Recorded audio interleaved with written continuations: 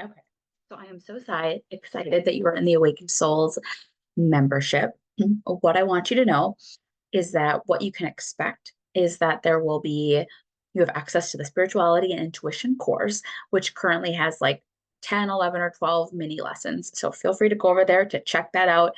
That is like, quote unquote, the basics, but it's not basic. So I call it basic. I call it the foundational spirituality and intuition course. But we dive into some fun topics that I wish that I had some more knowledge in when I was starting my spirituality and intuition journey. And yes, I also have a resource where you can go explore all the books, all the podcasts, like all the things, and deep dive into any one area. But personally, for me, I also wanted, again, when I was on my journey and starting this whole spirituality thing, I just wanted like some bite-sized content that wasn't a whole 45-minute podcast or wasn't like a whole whatever. It's like on certain topics that I was really curious about. And I wanted just to lay a groundwork and a framework on what are we talking about. So go check that out in the spirituality and intuition course. I'll also like drop a new masterclass lesson information to support you on your soul growth spirituality journey inside the portal each month. That might be from me. It might come in the form of a guest speaker we'll drop a live new masterclass or a recorded webinar. And sometimes you might get both, but for sure some new monthly content. And then every now and then, because I am a ADHD business owner, just someone who, and also with like a wide open intuitive channel, I just get a lot of ideas and downloads and things. So I'm really excited that inside the membership, I get to take you with me. Sometimes I'll bring you along with on my rabbit hole journeys. And this one felt fitting for the upcoming numerology workshop that we have together that'll be live with Jasmine Monk at the beginning of January. So whether you are watching this live as it comes out or you're just catching the replay, what I always want you to know with these bonus things is that it's nothing is like you have to do this. You have to do all of these things, not meant to overwhelm. So if you don't have space for this, if you don't want to jump into a rabbit hole on numerology, totally okay. Move on. Okay.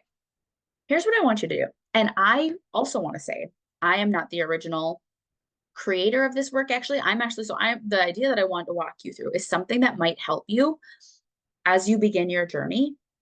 Because while I love like connecting to intuition and spirituality, sometimes it's helpful to have like some structure or some guidance on where am I at. Because honestly, once you do begin tapping into your full intuition, and by that I mean like where you really trust it and you feel like you're in a clear intuitive channel. And that is the work that we do inside my higher group healing container called Higher Self Awakening. But once you're an open channel, it's like boom, you have technically knowledge, soul knowledge at your fingertips, but it's so much. And it's nice to know, like, I don't know, kind of where am I at in all of this? And numerology, astrology, human design, these are some examples of different modalities that can help give you some structure and guideline and give you some information about you that then you can kind of take and do with it that what you will. Something that I've enjoyed. Now, this is from numerology with Caitlin Carehart, I believe her name is. So I'm going to drop a PDF that goes with this video that I'm recording for you guys. Again, this is totally optional if you want to jump in it with me. Um, so just know this is all from her book, You Are a Cosmic Code. If you like this jam, if like past this activity, you want to dive deeper, I highly recommend getting her book. The ebook that you can get right to your Kindle is like 10 or $11. If you want to get the physical book, that might be closer to 17 or 20. But again, I really want to give her credit and also give her flowers. Like, please go support her work. And if you want to dive into this. So the only piece that I'm pulling out from the book that I want to share with you guys is knowing where you're at in your own personal year in terms of numerology. So in numerology, everything rotates in cycles of 9. So years wise, it rotates in cycles of 9. So like by that, I mean, like the second you're born, that's your year 1, new beginnings. Okay, I'm going to give a loose definition of each. Year 2 is slow and steady. It's about partnership. Oftentimes you're working with like partnership or family. So it's like number one is all about new beginnings, the rebirth, relationship with myself. A year two is going to be about like relationships with other. A year three tends to be fast paced, communication, creative, social fun. Year four is foundations, and here's where breakthroughs or challenges and like kind of putting in the hard work can happen. Year five, relationships.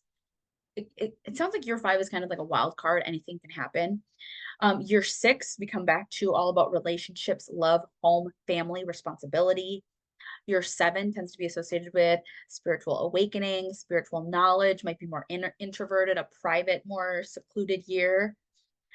Year eight tends to be about more achievement, money, personal abundance, being a powerhouse. And then a year nine, the death, the end of an era, something wrapping up, tying up loose ends before your next year one. I personally love, once I found this book and numerology, I love having a general idea of what is the flavor of the year that I'm heading into.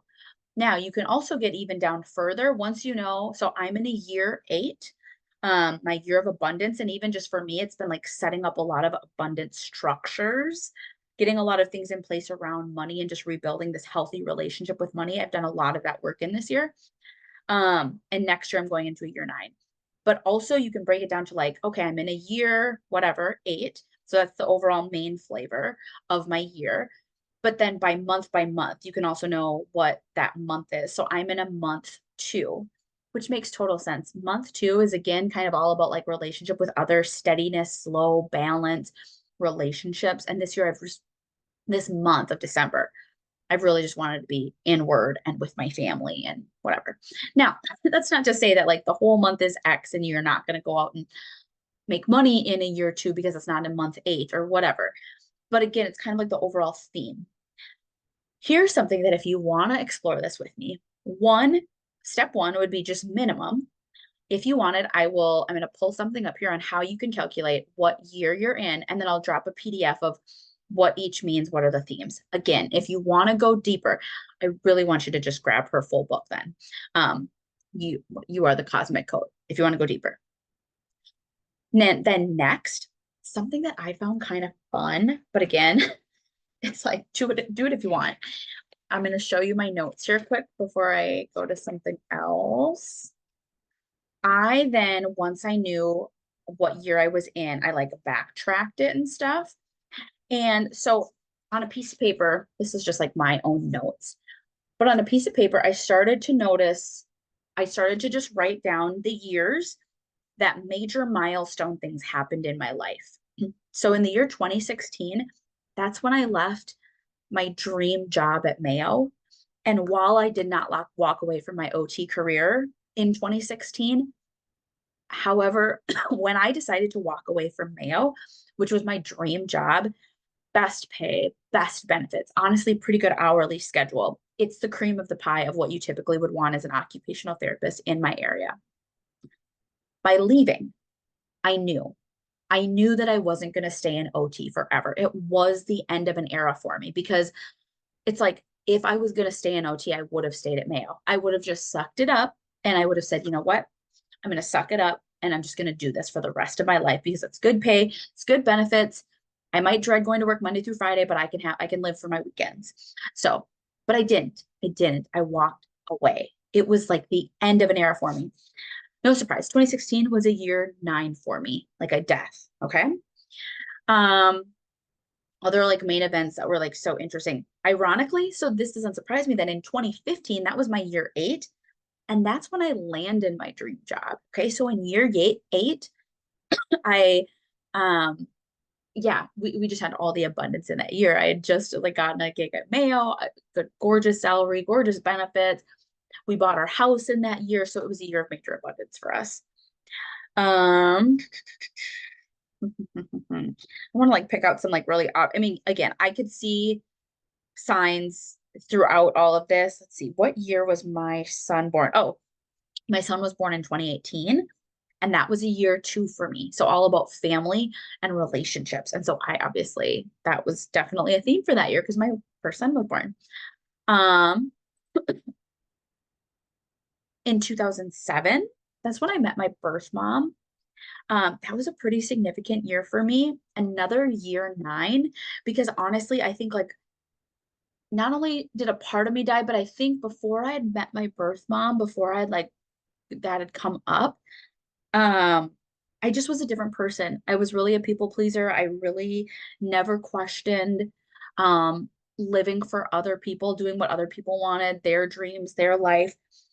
Meeting my birth mom was just like a big shakeup for me. So it makes sense then in 2008, that was then my year one, new beginnings. Because in 2008, that's when I did graduate from high school. I started college, embarked on a new beginning. It was honestly freedom for me. It was my first taste at independence. And I also met my now husband in 2008, new beginnings. So that makes sense. Anyways, I personally found it fun, as I mentioned, once I knew what year I was. And then I honestly just like backtracked like all the way to when I was born. Um, and just like picking out when were some milestone events and then seeing how that lined up to what year I was in. And I was like, whoa, that's wild. And now it gives me a little bit of insight into what I'm going into now that I know that I'm in a year eight, or I know when my next year one is going to be, right? That's going to be 2026. I can only imagine what'll come around the corner during the new beginnings phase. It's not to say that I plan my whole life around these years, but it just gives me an example. And then again, you can break that down into months. Um, I'm gonna have to like honestly look up that calculation. If you'd like it, let me know. And totally optional. But if you want to jump down this bunny hole of knowing what year you're in, do so. Drop your questions. I'll create a little thread for it where I'll just announce that I made this for you guys. Drop any questions if you have any there, and we can just chat about it.